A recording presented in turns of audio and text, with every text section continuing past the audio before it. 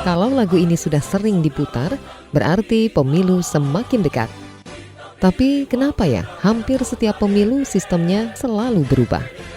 Coba kita temui Dr. Indra Pahlevi, Kepala Pusat Penelitian Badan Keahlian DPR RI. Dia salah satu ilmuwan yang banyak terlibat di penyusunan beberapa undang-undang pemilu Indonesia. Anda sedang mendengarkan Sains Sekitar Kita. Sains Sekitar Kita. Produksi KBR dan The Conversation Indonesia.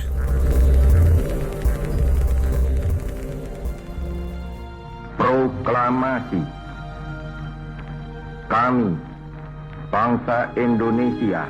Hanya 10 tahun setelah teks tadi dibacakan, Indonesia menggelar pemilu pertamanya. Pesertanya banyak sekali. Ada 178 tanda gambar di kertas suara termasuk partai politik, organisasi masyarakat, dan perorangan. Gak heran kalau ilmuwan politik dari Australia, Herbert Fate, menyebut pemilu 1955 sebagai pemilu yang ultra demokratis. Rakyat sudah melihat, merasakan, menikmati sebuah proses demokrasi yang sebenar-benarnya demokratis di sebuah negara yang 10 tahun baru merdeka. Kita tidak bicara kekurangannya dulu karena belum ada pembandingnya toh. Kalau ada pembandingnya sebelumnya baru. Itu pun sebetulnya 55 itu kan pemilu yang tertunda berkali-kali. Pemilu kedua diadakan pada 1971 di bawah pemerintahan militer Soeharto yang naik tahta pasca peristiwa 65. Berkat dia, militer diberi kursi cuma-cuma di MPR. Sementara satu persatu partai politik dibubarkan. Pak Harto mencoba untuk mengguide, memandu demokrasi ini sesuai dengan kebutuhan dia, dengan pilihan dia. Lebih penting pembangunan ekonomi, maka politik harus dikontrol. Meskipun istilahnya bukan guide demokrasi, tetapi prakteknya seperti itulah Pak Harto memandu di tahun 71 itu. Sampai akhirnya begitu rupa dia sudah bisa menguasai, maka dia ada langkah berikutnya untuk memfusikan beberapa kekuatan politik yang 9 partai itu menjadi 2 partai politik lain, PDI dan Partai Persatuan Pembangunan, Golkar tetap. Di bawah pemerintah militer Soeharto, demokrasi hanya dijalankan secara prosedural. Begitu kata Dr. Indra. Jadi masyarakat memang dikondisikan juga. Nah, begitu juga partai politiknya ketika anggotanya mau jadi caleg, harus melakukan litsus. Dulu ada namanya lembaga Kopkamtib yang hanya ada di zaman Orde Baru waktu itu. Komando pemulihan ketertiban itu dalam tanda kutip salah satu tugasnya adalah yaitu melihat, mengintai masyarakat dan siapapun yang kalau ada gerakan-gerakan yang tidak sesuai dengan menjaga, istilah mereka menjaga stabilitas politik. Segera setelah Soeharto tumbang, rakyat ingin pemilu yang benar-benar demokratis. Akhirnya Presiden Habibie waktu itu memutuskan mempercepat pemilu.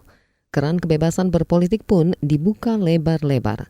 Buktinya, 48 partai politik terpilih ikut kompetisi di pemilu 1999. Kita tidak bicara dulu tentang sistemnya, tidak bicara dulu tentang apakah dia representatif, apakah calegnya berkualitas, belum. Tapi yang paling mendasar adalah semua orang punya hak untuk menjadi wakil atau mendirikan partai politik gitu. Itu yang paling mendasar. Sistem pemilu kemudian terus berubah tiap ganti pemerintahan.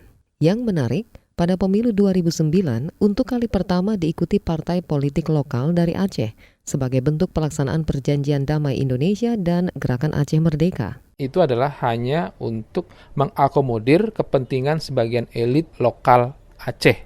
Faktanya, GAM yang bermetamorfosis menjadi Partai Aceh dengan logo yang sama, tokoh-tokohnya juga pecah di sana. Karena ternyata tidak sejalan, ternyata sudah beda kepentingan, begitu. Ya, jadi artinya itu menjadi pelajaran dan pemerintah negara melalui undang-undang mencoba untuk membatasi ruang itu tidak tumbuh di daerah lain. Tibalah kita di 2019, pemilu serentak untuk memilih presiden dan legislatif.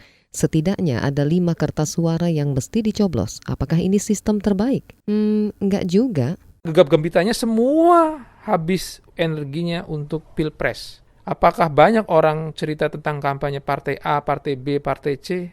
Jarang. Tapi kampanye adalah pasangan presiden.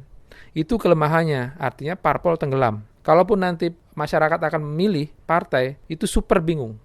Wong dulu aja bingung kok, apalagi sekarang. Sebenarnya sih kita tidak perlu terlalu sering gonta-ganti sistem pemilu. Dr. Indra berharap kita gunakan dulu satu sistem selama 5 kali pemilu, lalu evaluasi untung ruginya buat bangsa. Ingat, tidak ada satu sistem pemilu terbaik di dunia. Yang ada adalah sistem pemilu yang cocok di setiap negara. Sains Sekitar Kita. Sains Sekitar Kita. Produksi KBR dan The Conversation Indonesia.